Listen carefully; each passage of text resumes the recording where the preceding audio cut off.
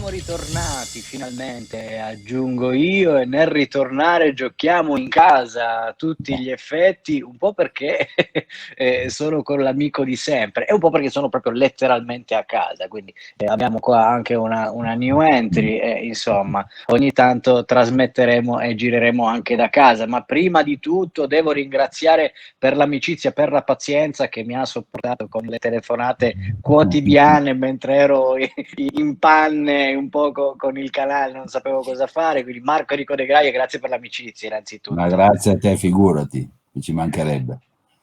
E siamo tornati e non poteva che essere così, insomma, che con un video insieme a te, un po' come i vecchi tempi, squadra che vince Sì, non si cambia, esatto. ecco. Esatto. E quest'oggi non voglio fare i miei preamboli troppo lunghi perché so che la gente ama quando entriamo subito nel Sì, vivo sì, sì, della sì. questione e quindi Marco, io e te abbiamo spesso parlato di questi argomenti, oggi li porteremo insieme ai nostri amici. Di che cosa parliamo oggi? Ma oggi parleremo degli Elohim, che se ne parla tanto, ma in realtà non è che si conosca bene la questione. Quindi facciamo una piccola disamina storica per vedere come siamo arrivati a questa conoscenza e poi proviamo a vedere un po' tutte le informazioni che la Bibbia e non solo la Bibbia ci passano sugli Elohim e i rapporti fra gli Elohim e gli altri personaggi che insomma c'erano in quest'area, tipo ad esempio gli Anunnaki, ecco. Bene, allora intanto quindi ci colleghiamo un po' con il nome dedicato anche un po' a Biglino che ci ha insegnato che Elohim è il plurale di El El, o quindi Eloah, sì, El o Eloah. ecco, quindi chi Questo, sono questi Elohim? sì, sì, sì. Allora, partiamo sì dal nome. In realtà non si sa esattamente che cosa significhi. Normalmente nel mondo ebraico viene tradotto come gli uomini potenti, gli uomini forti, comunque quelli che sostanzialmente quelli che comandano, no? Come hai detto giustamente te, il singolare è El o Eloah e il plurale invece Elohim. Nel mondo semitico, quindi anche nel mondo arabo, la E la A sovente, come anche nelle lingue europee, no? Possono invertirsi, commutarsi. No? Ad esempio in inglese è Mary e qui da noi è Maria, no? Per fare un esempio. E quindi quello che è Eloah nel mondo ebraico e nel mondo fenicio, insomma quest'area qua, siriaco, ecco che se ci si sposta a sud nella penisola arabica Eloah diventa Allah. No? Quindi è esattamente lo stesso nome, no? Come origine. Naturalmente per il mondo musulmano questo termine ha assunto il valore di Dio, no? Che dal mondo musulmano viene tradotto con Dio, però come origine, no, del termine è questa. Teniamo presente che quando Maometto conquistò poi la Mecca, vi era un grande tempio dove vi erano moltissime statue e la principale era di un uomo seduto in trono con la barba lunga, insomma conosciamo, la figura retorica è sempre quella, e questo veniva chiamato El, che era appunto il Signore, nel senso che era quello che comandava tutti gli altri dei del Pantheon noico. Tutte queste statue vennero naturalmente distrutte perché sia nel mondo islamico che in quello ebraico sappiamo che è vietato rappresentare le divinità, no? E quindi vennero tutte distrutte, però il termine per indicare Dio rimase lo stesso.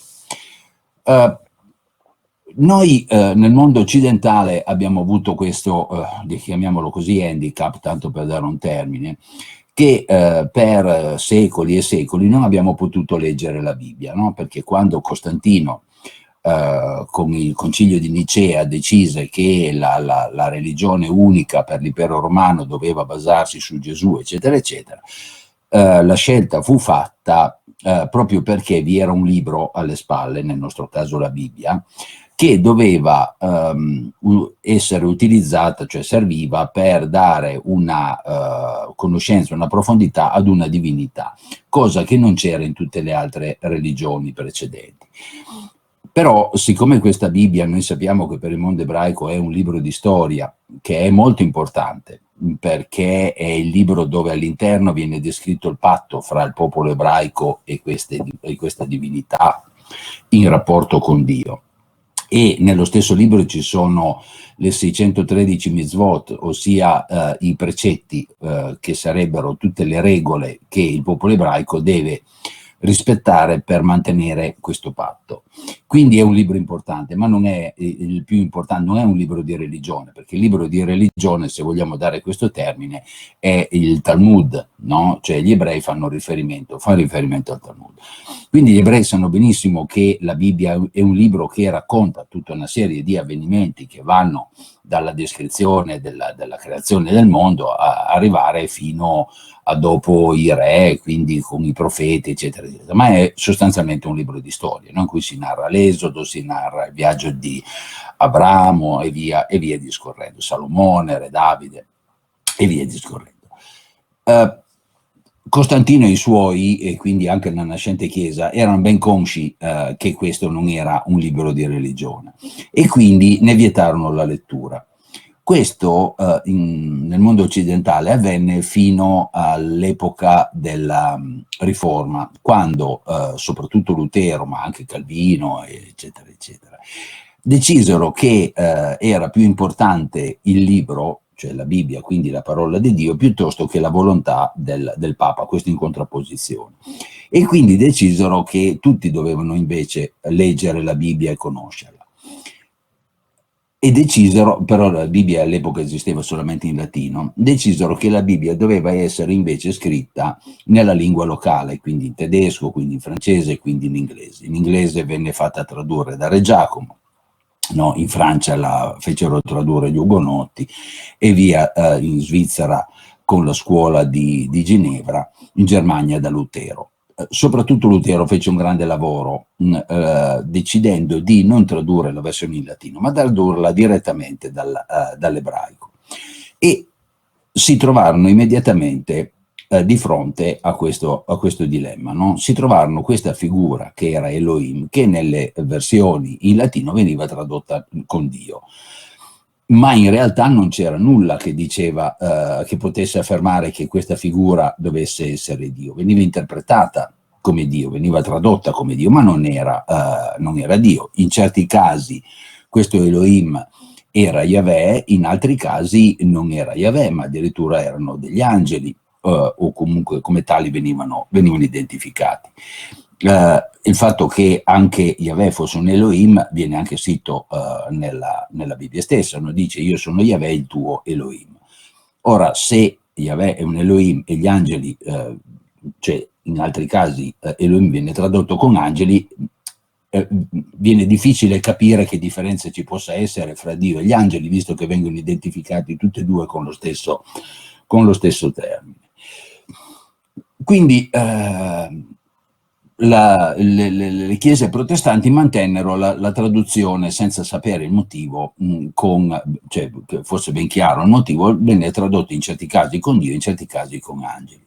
Ma con l'epoca della critica, cioè dello studio approfondito, e quindi ci troviamo all'inizio del 1800, escono i primi due personaggi che incominciano a come dire, fra virgolette, a criticare queste traduzioni. Il primo fu Gesenius, che nel 1820 scrive, lo vado a leggere perché non ricordo a memoria, che non concordava con la traduzione di Elohim con angeli. Per lui era certamente non il Dio assoluto, cioè questo era un termine, no, che non significava il Dio assoluto, che il Dio assoluto nella visione di Gesenius era il Dio creatore e via discorrendo. Quindi lui dice sì, c'è questo termine, dice gli Elohim, sapete all'inizio di Genesi, no? Gli Elohim crearono il cielo e la terra, eccetera, eccetera, eccetera, ma questo in realtà possono essere dei creatori che hanno lavorato per Dio, ma non è Dio.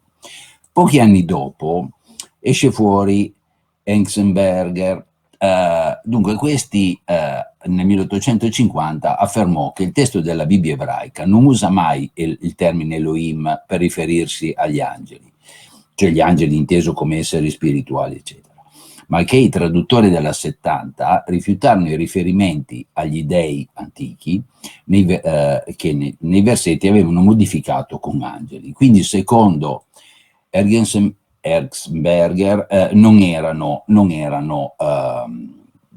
delle divinità spirituali, ma erano delle divinità di tipo diverso, che potevano essere appunto delle divinità in carne ed ossa, che erano quelle che erano identificate divinità, come sappiamo, in Fenicia, piuttosto fra i Moabiti, e via discorrendo.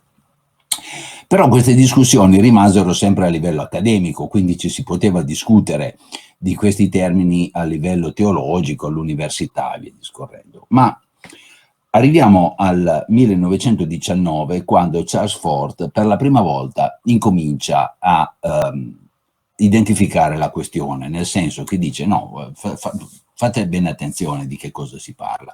Qui si parla di esseri in carne ed ossa che in qualche maniera avevano dei rapporti con gli esseri umani, no? Cioè non era una questione di esseri spirituali, no? Perché dalle traduzioni si viene a scoprire che queste erano delle persone magari diverse da noi, più potenti, magari anche solo tecnologicamente, quello che si vuole, ma erano delle persone.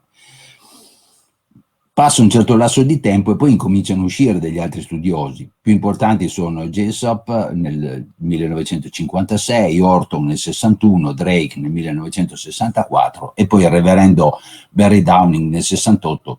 Sapete che Biglino fa sovente riferimento a lui, che fece proprio un'analisi, no, di tutti i passi della Bibbia dove questi esseri vengono identificati, e lui riferisce che in effetti queste, se noi lo traduciamo il termine Elohim come persona o divinità o quello che vi pare, hanno tutto un significato diverso da quello di angeli intesi come essere spirituale. A questo punto non ci resta che affrontare la Bibbia e vedere un attimino dove si parla di questi esseri, no? Si inizia, come abbiamo già accennato sicuramente, in Genesi, quando dice gli Elohim crearono, no? Il cielo e la terra e via discorrendo. Poi ci possono essere delle discussioni infinite su che cosa voglia dire creare il cielo e la terra, eccetera, eccetera, perché cielo in questo caso viene chiamato firmamento, che però insomma potrebbe essere anche qualche cosa di ricurvo, che potrebbe essere una dia, tutto quello che volete. E la terra potrebbe essere invece il fatto di creare della terra utilizzabile, no? Arabile e via discorrendo. Dopodiché c'è la questione di Adamo, anche in Adamo c'è l'Elohim che insomma crea Adamo e via discorrendo. Dopodiché abbiamo i primi nomi che vengono assegnati a questi Elohim. Il primo è Abramo. Abramo incontra il suo Elohim che si dichiara come El Shaddai, quindi gli dà un nome. El in realtà abbiamo visto che è la contrazione, cioè il singolare abbreviato di Eloah, no? Quindi dice io sono l'Eloah Shaddai, quindi gli riferisce un nome. Il secondo che incontra un Elohim è invece Mosè, lo sappiamo, lui era dovuto scappare dall'Egitto, adesso non vi faccio qui tutta la storia, no? Va a lavorare per suo suocero, era nel deserto, portare il pascolo alle capre, eccetera, eccetera, e incontra un altro Elohim, il quale gli dice di chiamarsi Yahweh. Uno può arrampicarsi sugli specchi finché vuole, ma questi sono due nomi diversi, quindi evidentemente si fa riferimento a due esseri diversi. Poi sì, faccio solo una precisazione, Marco, nel senso che sì. Io ho parlato spesso con Biglino di questi argomenti sì. e lui mi raccontava proprio con il Shaddai, Signore della Steppa, come dicevi tu, le prime frasi, Bereshit, Bera, Elohim, e lui sottolinea spesso, al di là che il Shaddai è un po' il Signore della Steppa, quindi un po' un titolo, lui parla proprio dei nomi propri, in cui spesso viene fuori, io do degli spunti di riflessione, che anche Yahweh non fosse tra i preferiti di qualcuno che sta lì sopra, che se non mi sbaglio si chiama Elion, quindi una figura, colui che sta sopra Elion, come se affidasse a dei figli, a dei generali delle terre, tra cui a Yahweh esatto. non venne affidato la più forte, la più florida, anzi una tra quelle più modeste Sì, come stirpi assolutamente. da curare. Cambiare Elohim portava anche dei tradimenti, tra cui probabilmente le cause di Sodoma e Gomorra, quindi il tradimento, quindi il famoso non avrai altro Dio al di fuori Sì. di me, potrebbe essere tradotto anche in questo modo. Collegandomi agli angeli in senso stretto come messaggeri, Sì, venivano chiamati Malachim, e sì, invece tra i vari un po' Elohim, un altro spunto di riflessione che poi verso la fine magari andremo a fare anche tutta una serie di mm, parallelismi, sì, una curiosità, Superman, il famoso sì, fumetto, il nome originario è Kal-El, l'El sì, esatto, veloce, quindi anche sì, qui El singolare di Elohim. E sì, sì, ritorniamo un sì, po' a quello che stavi esatto. raccontando. Li chiamo proprio per nome e cognome e poi vizi, Eh, virtù, modo di riconoscerli, lo affronteremo fra poco, ma era uno spunto di riflessione che ho voluto dare. Sì, questo sicuramente. In effetti sono anche degli Elohim, chiamiamoli così, governatori, che vengono poi identificati successivamente come divinità, anche dei territori confinanti di Israele, no? Ad esempio Camosh, ad esempio, no? Ce ne sono diversi.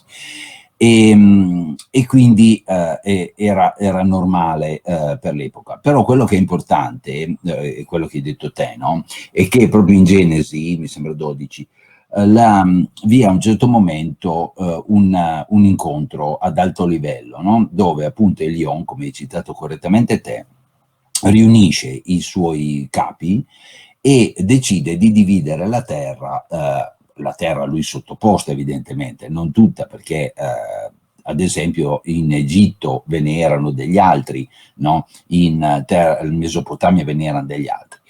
Lui decide di dividere la terra fra i suoi sottoposti. Quindi Elion è sì il capo, è il capo di quell'area, no? Di quel territorio, non è quello, diciamo, il capo di tutti. E uno di questi, ancorché lì in Genesi non viene specificatamente identificato, però potrebbe essere stato tolto l'affermazione, perché se poi tu Yahweh lo vuoi far diventare Dio, è chiaro che non è che questo possa prendere gli ordini da Elion, no? E quindi a Yahweh viene assegnato questo piccolo popolo che viene cacciato dalla terra d'Egitto. Questo ce lo conferma anche il Corano, che ci spiega bene esattamente come sono andate le cose, dove appunto l'embrione, no? Le 12 tribù, che sono composte in parte da ebrei, in parte non da ebrei, vengono cacciati dal delta del Nilo e attraversato il Sinai si vanno a posizionare nelle loro terre. E qui inizia un po' tutta la loro storia, no? E quindi inizialmente ci sono i re e poi dopo c'è la questione dei profeti. Chi è che incontra questi esseri? Ma il Corano ci informa che quello che ha avuto più stretti rapporti in realtà è Salomone, perché Salomone ne aveva alcuni a corte che collaboravano con lui. Mentre invece sulla Bibbia questo non viene più riportato. Anzi, perché il Corano è molto più approfondito nelle spiegazioni sulla figura di Salomone. Ad esempio ci illustra che questi esseri, diciamo, superiori, per dare un termine, collaboravano con lui per la formazione dell'esercito, gli hanno insegnato a combattere e via discorrendo. Però abbiamo anche tutta un'altra serie di profeti che hanno avuto modo di incontrare i nostri angeli, inteso come hai detto giustamente te, Malak, che però Malak ha una funzione, no? Questi, come chiamiamolo così, stirpe, se vogliamo dare un termine, erano Elohim, che però sono divisi, no? Gerarchicamente, e fra questi ci sono appunto i Malak. Malachim è plurale, no? Ad esempio vengono visti o incontrati da Elia, da Isaia, da Geremia, da Ezechiele, da Zaccaria e via discorrendo. Soprattutto vi è l'incontro di Elia con questi, i quali decidono di portarselo via. No? E vi è quindi tutta la narrazione, che poi in realtà fu scritta da Eliseo, il suo come dire, primo apostolo, no, che lo seguiva, che a un certo momento Elia dice che deve andare ad incontrarli, vanno in un luogo separato al di fuori della città, diciamo in mezzo alle colline, e qui scende un carro di fuoco, Elia ne sale a bordo e Eliseo lo vede ascendere in cielo, no? E di lui più nulla si sa.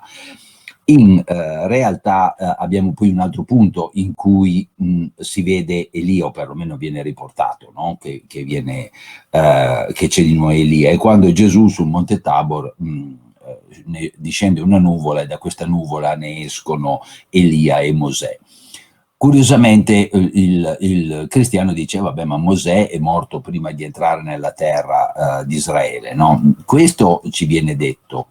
La Bibbia non è molto chiara su quello, però tutte le tradizioni ebraiche extrabibliche ci raccontano in realtà che Mosè fu anche lui portato in cielo.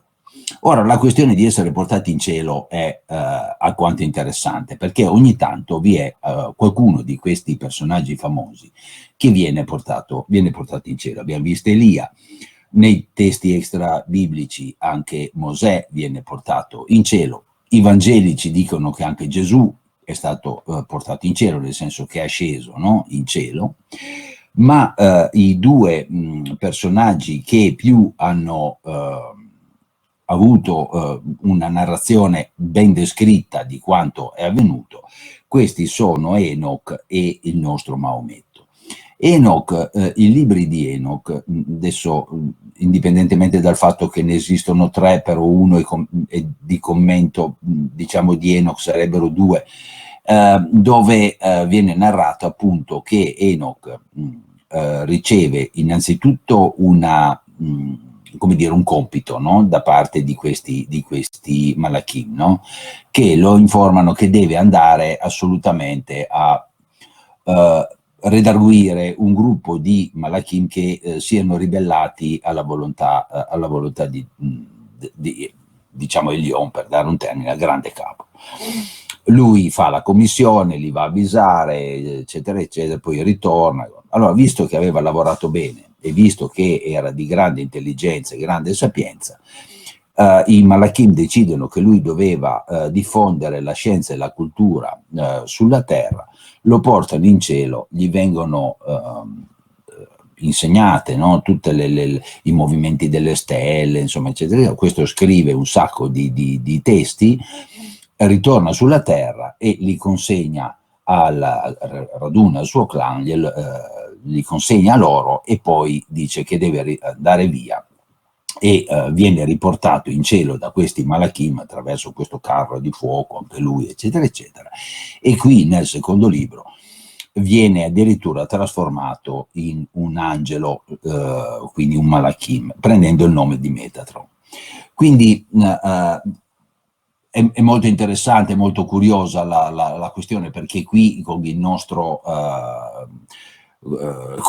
Enoch abbiamo addirittura tutta la descrizione di questi ambienti e di questi posti, no, che ci sono al di fuori della terra, cioè si fa un volo dove si ascende, quando sei arrivato lì entri, devi chiedere per poter entrare come se ci fosse una grande porta, entri in questa in questo posto che è un pianeta che è diverso dalla Terra, una volta è ricoperto dai ghiacci, una volta è ricoperto dal fuoco come se fosse pieno di vulcani, in altri posti è bellissimo perché è completamente ricoperto da foreste e via discorrendo, sino ad arrivare di passaggio in passaggio, sino ad arrivare nel luogo dove vi è il palazzo dove abita poi Dio, no?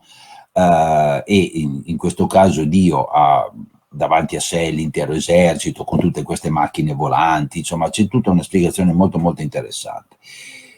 L'altro caso molto simile è quello del nostro Maometto, il quale la cosa viene solamente accennata nel Corano, ma è descritta al di fuori del Corano, perché Maometto ebbe, non voglio dire dei problemi, ma ebbe delle discussioni per tutto questo, perché i suoi più stretti collaboratori non volevano che lo raccontasse, perché avevano paura che le persone lo prendessero per pazzo, nel senso che raccontare delle cose, eccetera, eccetera, ma Maometto alla fine si impose, dice no, vabbè, a me è successo, non è stato un sogno, io l'ho vissuta, no, questa cosa. E anche lui, come forse ne abbiamo già parlato una volta, viene raggiunto dall'angelo Gabriele, appunto questo Malak, viene fatto salire all'interno di questo Burak, che è un qualche cosa che viene identificato come un enorme cavallo alato e via discorrendo. Anche lui ascende al cielo e fa sostanzialmente lo stesso viaggio, la stessa descrizione che è stata fatta precedentemente dal nostro Enoch.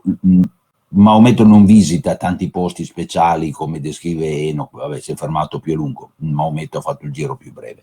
Anche lui però di passo in passo arriva sino a dove c'è Dio e con lui discute, parla, riceve delle indicazioni su come deve fare per gestire la religione, poi fa il viaggio a ritorno e ritorna a casa. Quello che è interessante su Maometto, che in un testo extracoranico si narra che una sera lui era, giusto per dimostrare che non è che questo si inventasse le cose, no? Cioè non era un visionario, lui era seduto attorno al fuoco con i suoi più stretti collaboratori e a un certo momento giunge una persona che tutti hanno il sospetto che cioè, non fosse uno dei loro, no? Perché aveva qualche cosa di diverso. L'unica indicazione però che ci viene data è che era vestito di bianco.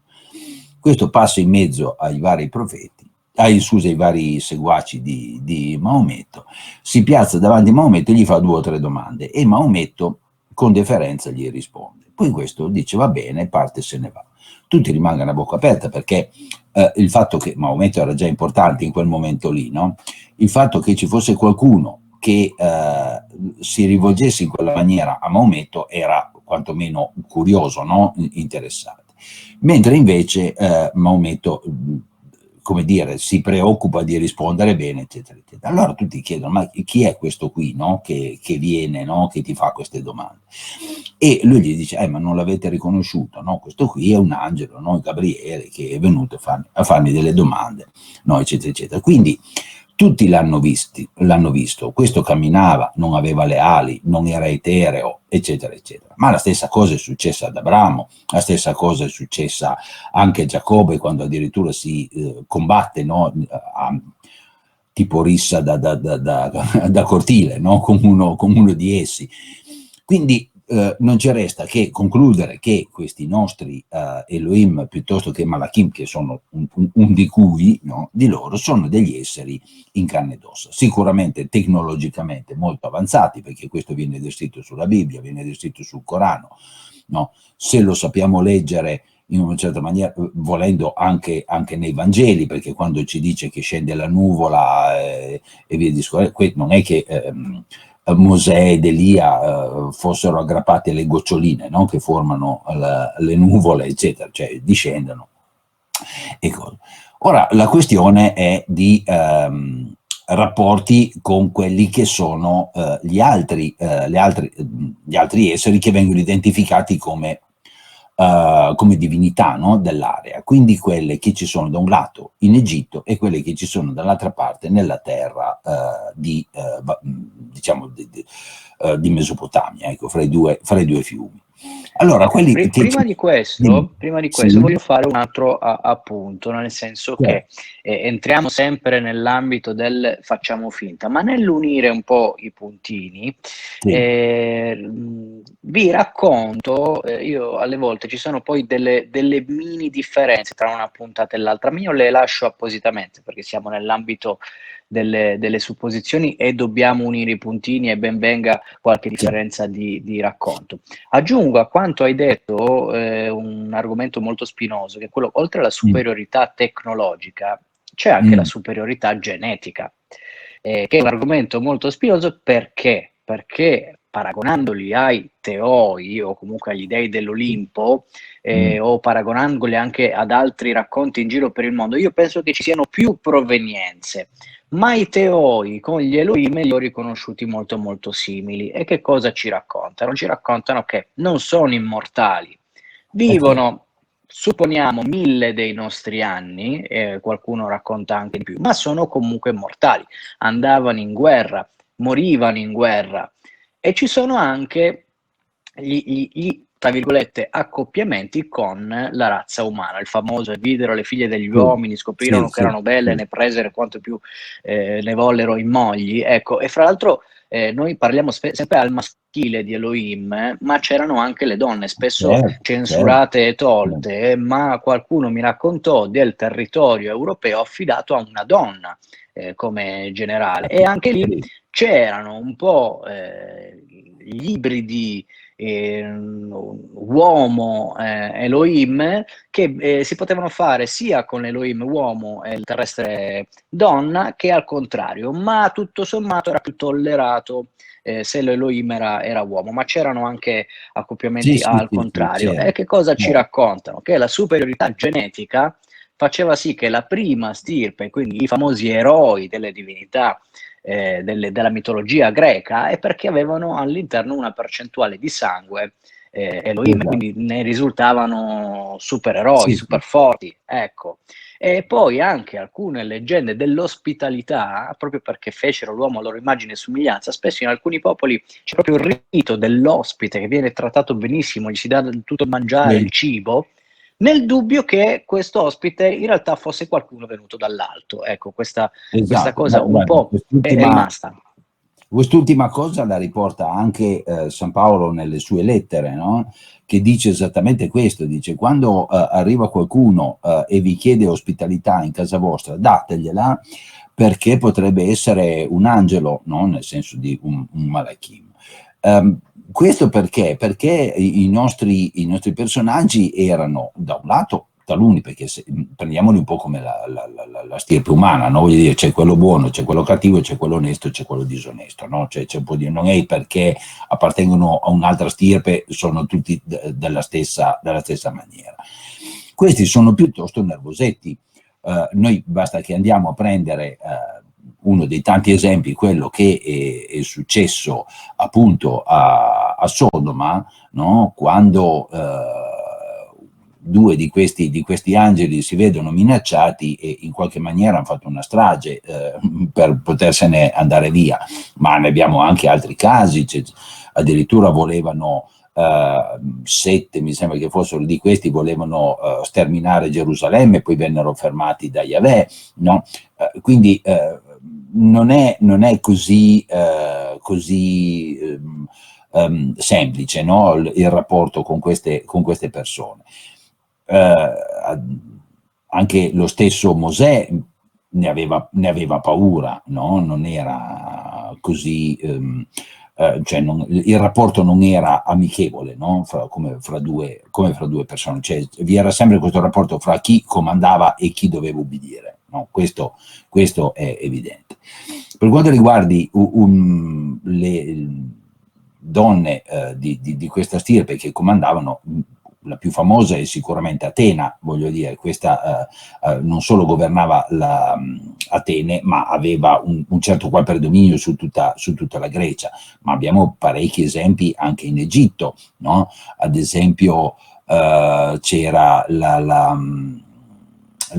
adesso mi sfugge il nome, quella che ha poi creato i gatti, no? Quella che viene rappresentata con il volto da gatto, no? Anche questa aveva una sua città, no?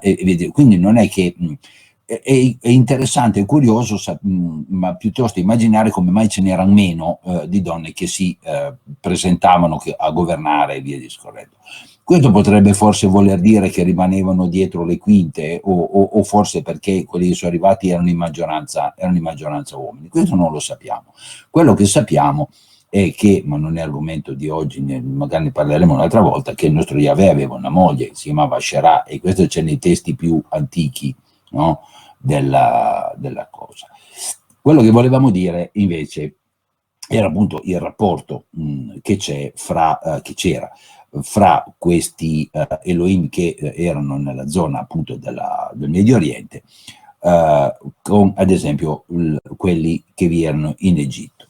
Il problema era che loro, gli Elohim, non potevano mettere piede in Egitto, però avevano dei rapporti, no?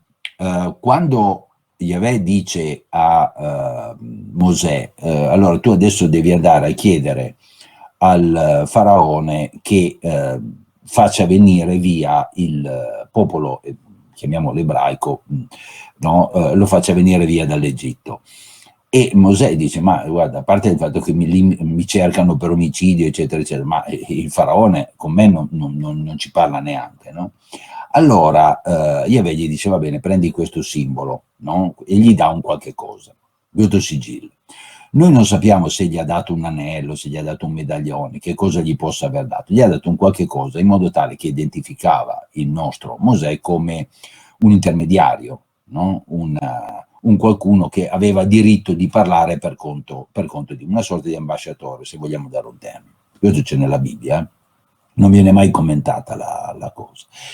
Ecco che il nostro Mosè passa, nonostante, come abbiamo detto, era ricercato per omicidio, arriva fino al palazzo del faraone e riesce ad andare a parlare col faraone. Ora, è evidente a tutti che se lui non avesse avuto questa sorta di lasciapassare, no, non avrebbe mai potuto andare a parlare con il faraone. No? Perché a parte era ricercato per omicidio, ma non è che il faraone facesse entrare a palazzo e parlasse con chiunque si presentasse alla porta, anzi era assolutamente vietato andare vicino alla famiglia reale.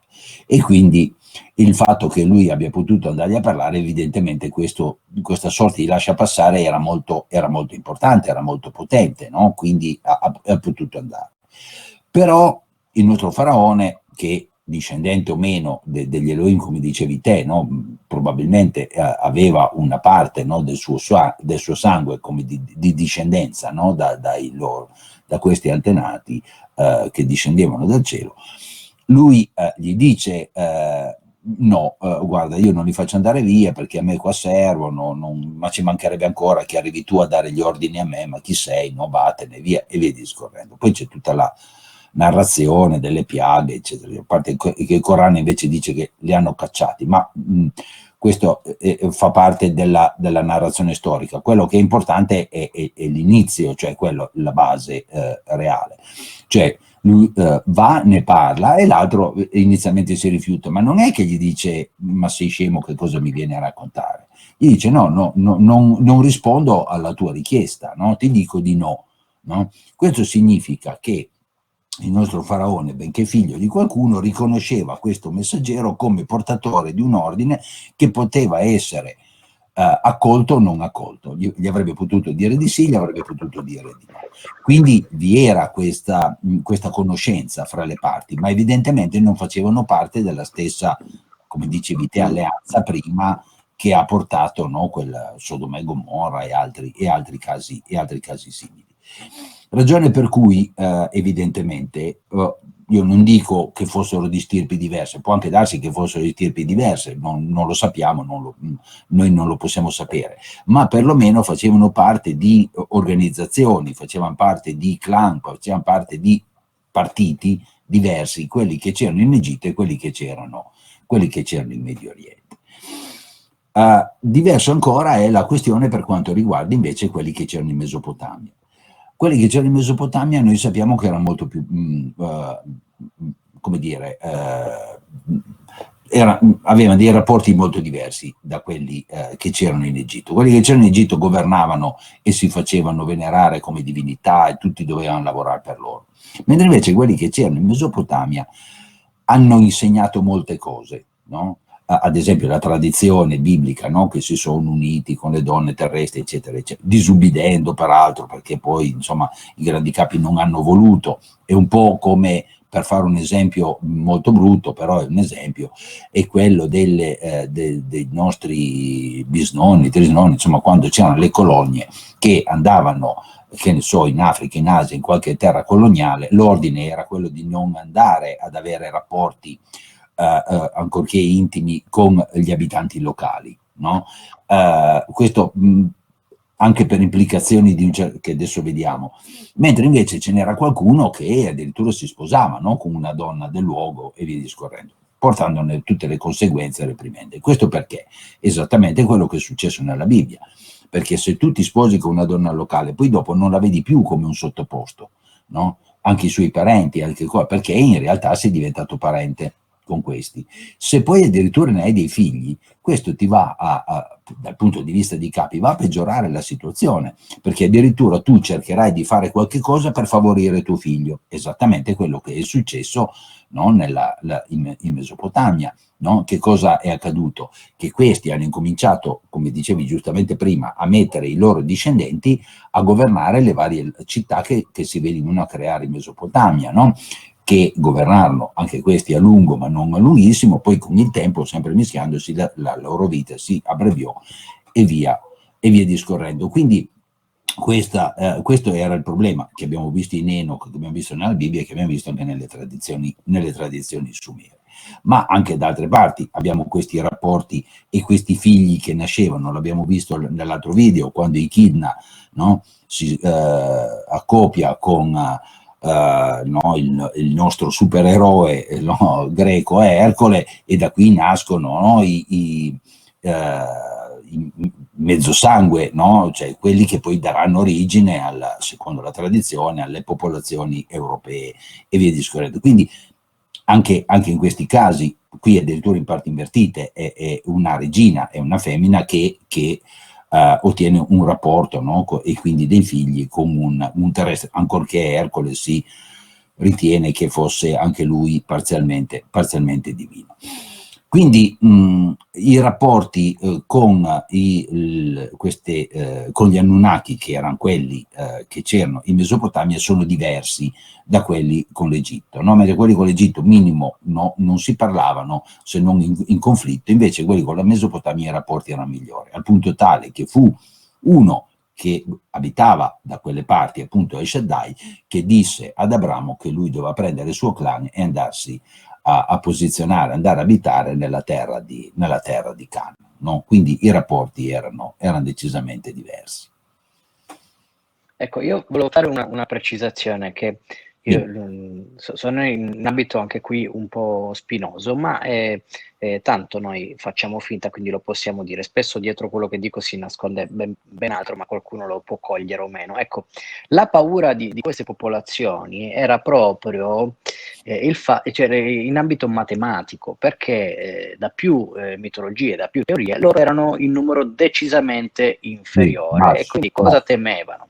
Temevano che con l'ibridazione, la nascita di una nuova razza, quindi metà noi e metà loro, quindi la percentuale del sangue che si avvicinasse a loro, creasse in realtà una minaccia per loro, perché a livello numerico e per quanto si può riprodurre l'uomo, avesse avuto una vita lunga, avrebbe realmente dato il giro e preso il potere.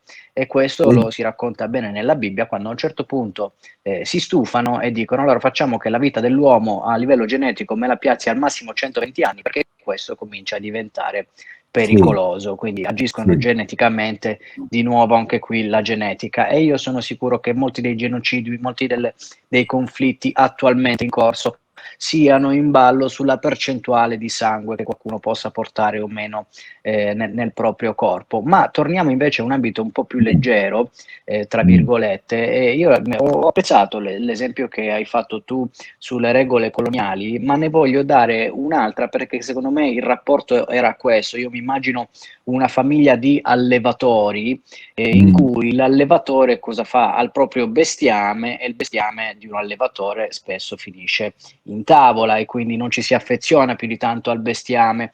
Ma a un certo punto in tutte le case un po' contadine cosa fa? Nasce di solito un bimbo o una bimba che vede il bestiame diversamente, ci si affeziona e quindi comincia a diventare, tra virgolette, più animalista e dire: no, ma guarda che gli animali hanno dei sentimenti, guarda che hanno delle emozioni, guarda che non è giusto quello che andiamo a fare. Ecco, esattamente quello che qualcuno, penso che in parallelismo abbia fatto con noi. Quindi c'è qualcuno che dice: non ti affezionare, che sono solo umani, servono per questo, loro, e sì, qualcun altro che dice no, io credo all'uomo e magari vado anche a fare in modo che possa essere indipendente, possa essere, dobbiamo non interferire con la razza umana, quindi torna un po' anche l'ambito Star Trek nell'osservare senza mm, interferire.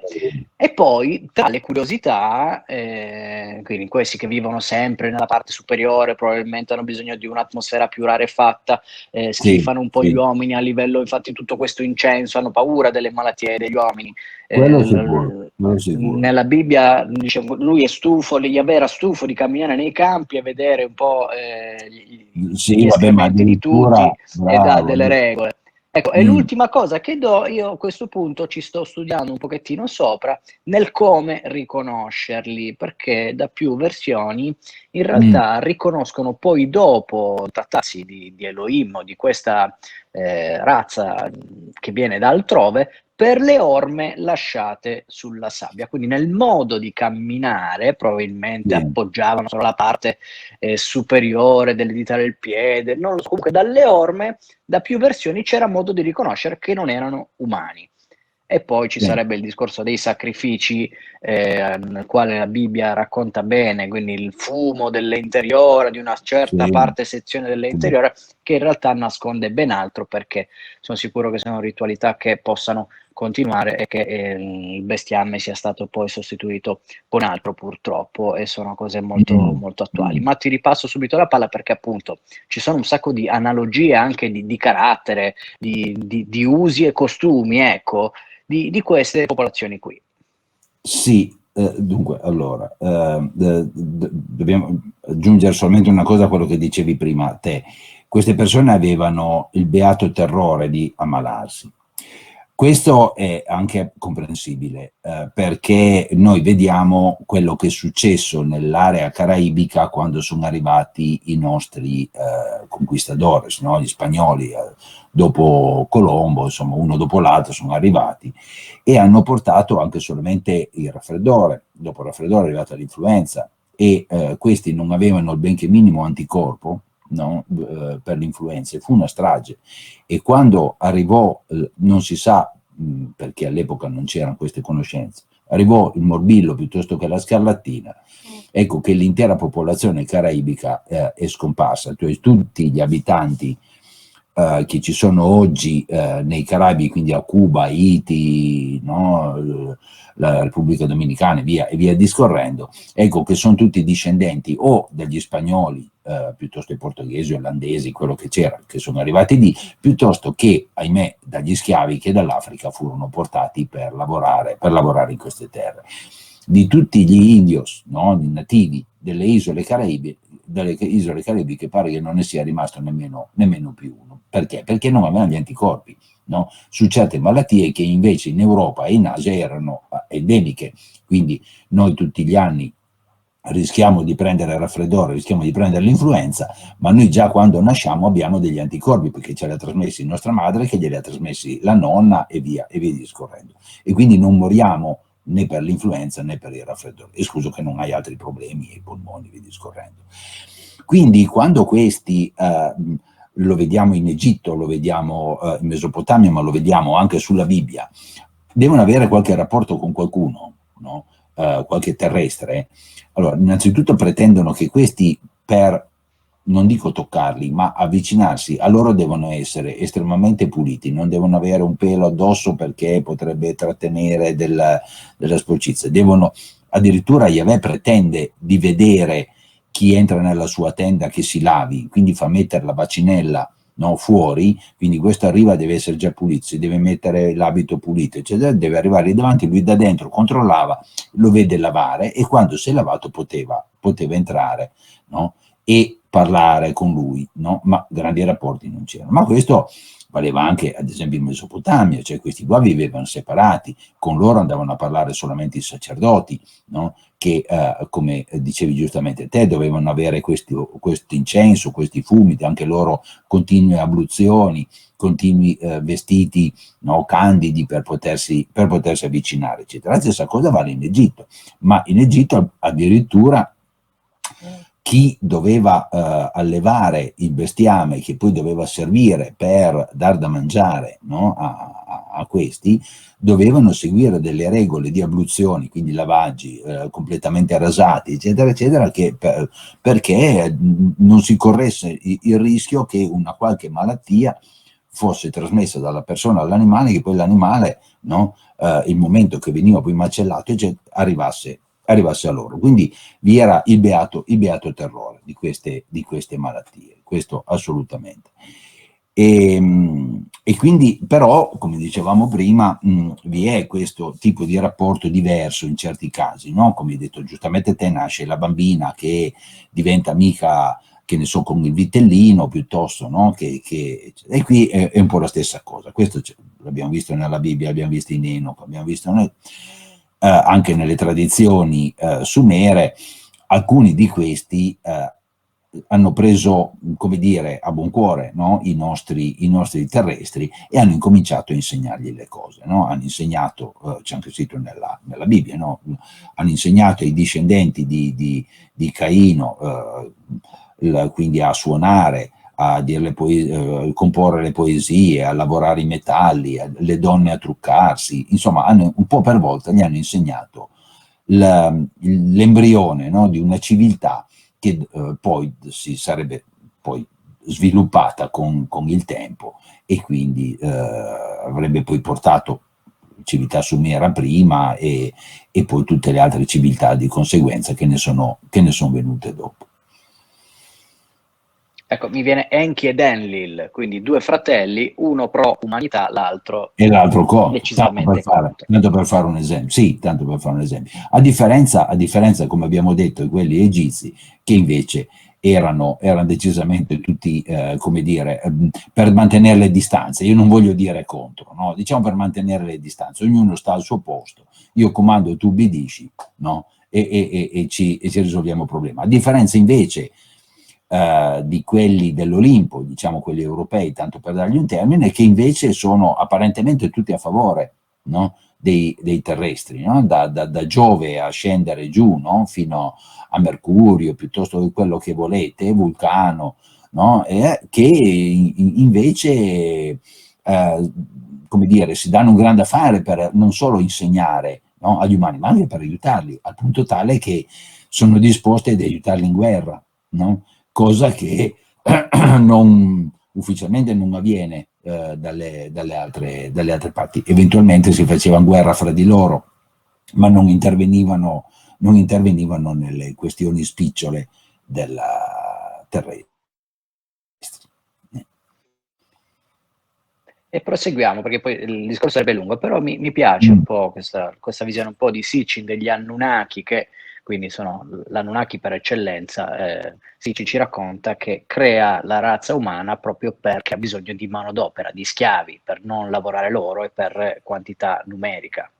Sì, ma dunque questa è una questione, sì, qui si apre un'altra grande pagina che secondo me meriterebbe poi un'altra puntata, no? Adesso facciamo solamente un accenno, no, su questo. La questione è veramente grandiosa, no? Perché quando questi riteniamo, no, siano arrivati, evidentemente non avevano a disposizione nessuno da comandare, voglio dire. Magari modifichi il cavallino e crei il cavallo, modifichi il bufalo e ottieni la mucca, no? Modifichi il lupo e ottieni il cane, però voglio dire, questi ti possono dare una mano, ma non è che li puoi comandare, no? Non sono dei servi a cui affidare dei lavori. Ecco quindi che chissà dove, chissà come, chissà quando, i tempi secondo me bisogna piuttosto retrodatarli, ma a un certo momento hanno ritenuto che ci fosse bisogno, no, di qualcuno, non tanto secondo me, anche ma non soltanto per fare i maggiordomi, no, a corte, ma proprio per forse dare l'avvio a quel grandissimo esperimento che dura ancora oggi di una vita no? Qui sulla Terra, per vedere come ci evolviamo, per vedere dove saremo arrivati, per vedere, no, se e via discorrendo. Forse magari gli è scappato un po' di mano perché ultimamente ci stiamo moltiplicando un po' troppo, no? Però inizialmente sono stati creati, no? Sono stati creati in che modo?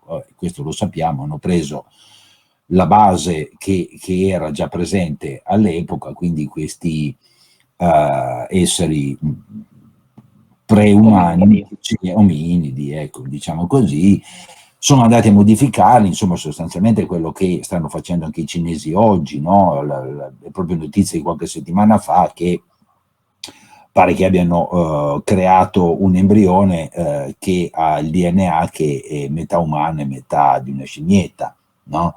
Quindi voglio dire, non è che questi, no, non è possibile che abbiano fatto una cosa del genere, no? Invece è possibile, cioè, lo stanno facendo i cinesi nel 2021, voglio dire, non è che no, possibilissimo. E fra l'altro nella mitologia indiana c'è Hanuman, che è esattamente quello, quindi metà scimmia, metà uomo, con capacità soprannaturali, e molti film, tra cui Il pianeta delle scimmie, piuttosto che vanno raccontando di altri tentativi. Siamo in chiusura, ma mi piace così buttare un'altra cosa eclatante, perché giustamente meriterebbe una puntata parlare un po' dell'origine degli animali. Ecco, da più scuole iniziatiche, da più teorie, ho riscontrato che affrontare questa tematica con l'ominide è stato uno dei tentativi successivi. Uno dei primi tentativi è stato proprio con alcuni cetacei, e quindi anche un po' il rapporto con le balene, o in tutta questa mitologia che io ho riscontrato anche con Giorgio Cerqueti, che è un guru, e mi disse: se uno ha un'anima spirituale prima o poi incontrerà una balena, chi ha capacità medianiche prima o poi nella propria vita avrà a che fare o incontrerà per caso una balena.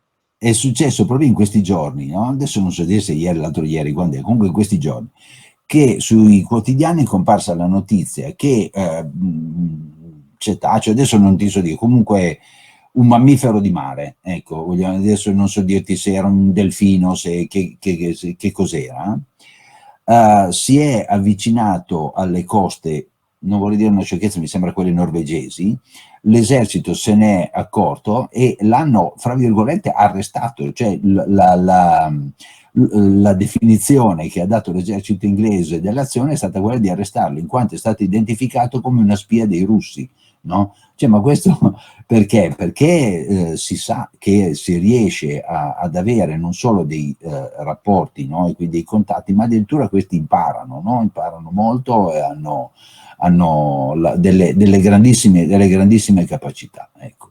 E quindi siamo nella fantascienza, ma sappiate che l'intelligenza di alcuni cetacei, le capacità, il poter comunicare con gli infrasuoni, questa cosa un po' tutta propria della loro specie, di perdere un po' l'orientamento, ma pare anche che qualcuno di questi cetacei decida poi di lasciarsi morire per alcuni motivi. Insomma, ci sono delle caratteristiche che non tornano agli scienziati, quindi sia dal punto di vista scientifico, che dal punto di vista spirituale, che dal punto di vista della mitologia, delle scuole iniziatiche. Alcuni cetacei sono sotto l'occhio un po' di tutti, perché qualcosa di strano è avvenuto.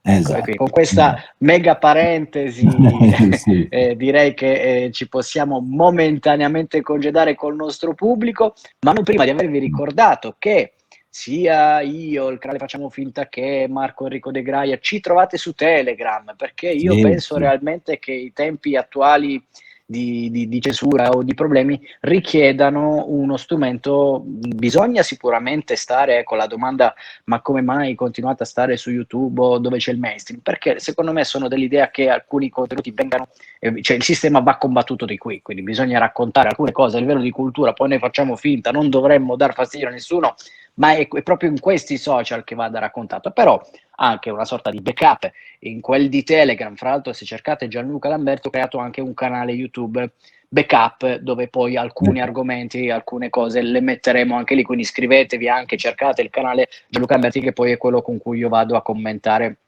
spesso nei video, quindi quando commentate un video io vi rispondo. Sì, ho avuto delle segnalazioni da alcuni amici ascoltatori che mi dicevano: ah, però guarda che non riesco a trovarlo quello di Gianluca, ci sono più Gianluca Lamberti.